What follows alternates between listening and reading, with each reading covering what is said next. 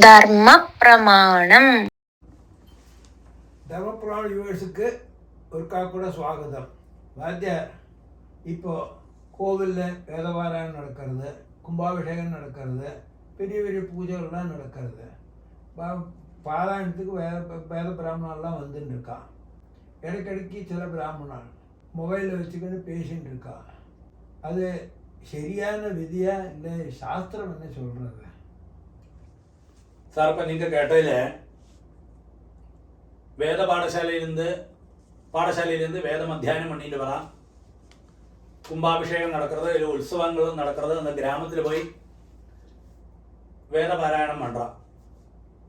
இல்லை வைதிகன் பூஜை பண்ண வரான். ஒரு வாரத்தில் கணபதி ஹோமோ, ஆயுஷ ஹோமோ, நவகிரகமோ இன்னும் ஆயிக்கட்டும், சிராதமோ ஆயிக்கட்டும்.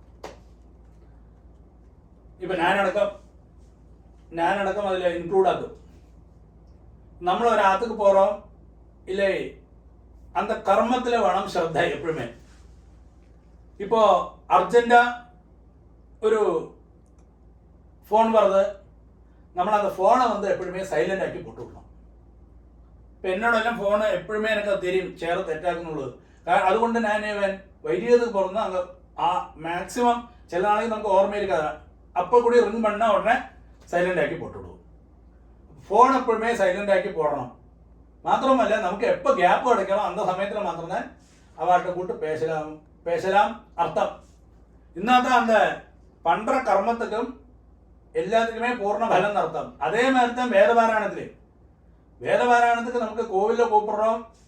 இந்த வேத அத்தியானம் பண்ணவளை பாடசாலையிலேருந்து உட்காந்துருக்கா 7 நேரம் போனையும் வச்சுட்டு ഫോണെ பார்த்துட்டு இருந்தீங்க. அப்போ ஸ்ட்ரிக்டாக சொல்லணும். அந்த கமிட்டிக்கார் சொல்லணும், ஒரு காரணம் வச்சாலும் வேதபாராயண சமயத்தில் ஃபோனை அங்கே பேசப்பாங்களே, ஃபோன் எடுக்கப்பாங்களே.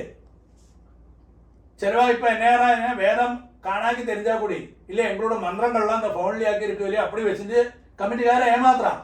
இப்போ நான் சொல்கிறேன், அந்த மாதிரி நமக்கு தெரிஞ்சு കഴിഞ്ഞാൽ அவளை கூப்பிட வேண்டாம் அடுத்த പ്രാവശ്യം തൊട്ട്. அப்போ அந்த சமயத்தில் அது கொஞ்சம் அது வேதபாராயணம் பண்ணுறது ஒரு 2 மணிக்கூரோ 1 மணிக்கூரோ அந்த டைம் மாத்திரம் தான் இருக்கும். மார்னிங் ஆனாலும் சரி, ஈவினிங் ஆனாலும் சரி, கும்பாபிஷேகத்துக்கு வர்றது, உற்சவங்களுக்கு வரதில்ல. அந்த சமயத்தில் போലും அது மாற்றி வைக்க முடியாட்டா ഞാൻ சொல்கிறேன், அவளை கூப்பிடப்பாங்களே, அப்படி வேதபாராயணம் பண்ணிட்டு ஒரு காரியமும் இல்லையா சொல்கிறேன். இப்போ நம்ம பண்ணுற கர்மா எதுக்கு பூர்ண பலத்துக்காக பண்ணுறோம். சும்மா ഷോക്കാക്കുന്ന നീ എന്നെ വേണമെന്നാ ചെയ്തുക്കോ. അപ്പം പിന്നെ കമ്മിറ്റിക്കാരൊന്നും ചൊല്ലാൻ പോണ്ട, ഷോക്കാക്കി നിങ്ങൾ നടത്തുന്നതാണ്. നമ്മൾ നടത്തുന്ന അത് ആധികാരികമായിട്ട് ഒരാളെ കൊണ്ട് ചൊല്ലിപ്പിക്കണം. നീ ഇപ്പം ചെയ്യപ്പാങ്കിലേ ഫോണെ മാറ്റി വെക്കണം, സ്ട്രിക്റ്റാ ചൊല്ലണം. എത്ര ഇടങ്ങൾ അപ്പടി ചൊല്ലുന്നുണ്ട്, ക്ലീനാണ് നടത്തുന്ന വേദപാരായണമെല്ലാം അവ ചേർന്നുമുണ്ട്. അതിനാ ചില കമ്മിറ്റിക്കാരെല്ലാം എന്നെ കൊഞ്ചം പാപ്പ വേദപാരായണം മറവാളോ എല്ലാം ശുംഭന്മാരാക്കുന്ന ഇതുകൾ കൊഞ്ചം മണ്ടന്മാരാക്കും, കാശ് മാത്രം தான் ഉള്ളൂ ഇരിക്കുന്ന അവ ഇത് കടയിൽ ഫോണും പേശിട്ട് ഇപ്പം സുമാ കളിച്ചും ചിരിച്ചിട്ട് ഇപ്പം വേദപാരായണം ചുമ്മാ കടം തൊലിക്കറമാരി ആകും, ഒരു ഫലവും കിടക്കാതെ. അതുകൊണ്ട് അപ്പോൾ വൈദികമാനാലും വൈദികத்துக்கு போகிறோம், നമ്മൾ ആദ്യമേ മൊബൈല് സൈലന്റ് ആക്കി വെച്ചോണം. അപ്പോൾ അത് സപ്പോസ് എന്നാതെ ഫോൺ വന്നത് അർജന്റാ കൂട്ടിണ്ടിരിക്കാന്ന എങ്കിയാതെ ഒരു ഗ്യാപ്പ് കിടച്ചാൽ മാത്രം തിരുപ്പി ഒരു മെസ്സേജ് ഇപ്പോൾ വൈദികത്തിലിരിക്കെ ചൊല്ലിട്ട് കഴിഞ്ഞ് കഴിഞ്ഞാൽ എല്ലാവർക്കും മനസ്സിലാകും.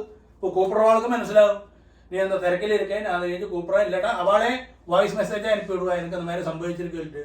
അപ്പം എല്ലാവരും മനസ്സിലാക്കപ്പെട്ടവളൊക്കെ നടത്താം. അപ്പം இந்த കാര്യങ്ങളെല്ലാം தெரிஞ்சிட்டு வேണം പ്രവർത്തിக்கிறதுக்கு നടത്താം. അത് അതോട് இந்த കാലത്തുള്ള ആചാരങ്ങൾ.